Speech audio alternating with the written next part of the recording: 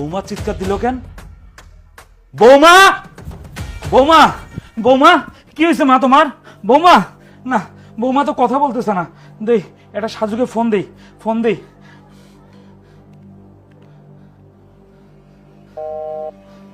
Phone তো ঢোকে না, কি ব্যাপার? আর একবার দিয়ে দেখি। ফোন তো বন্ধ, এখন কি যে করি? না ভালো তো লাগতেছে না। বৌমা, বৌমা কি হয়েছে মা? কথা বলো, কথা বলো বৌমা, কথা বলো। বাবা,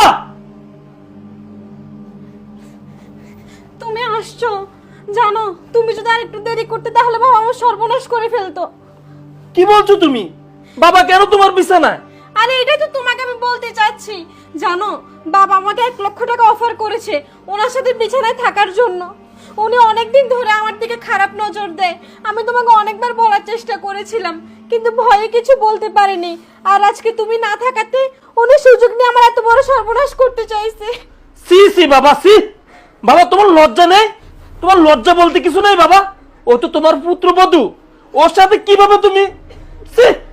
দেখ বাবা, তো দেখার মতো কোথাও ভুল আছে। বৌমা যা বলতেছে সব মিথ্যা কথা।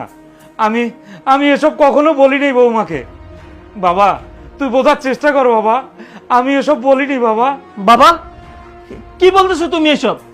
আমার দেখার মধ্যে ভুল আছে মানে? আমি তো নিশ্চয়ই দেখলাম। এই তুমি সত্যি করে বলো, এখানে কি হয়েছিল?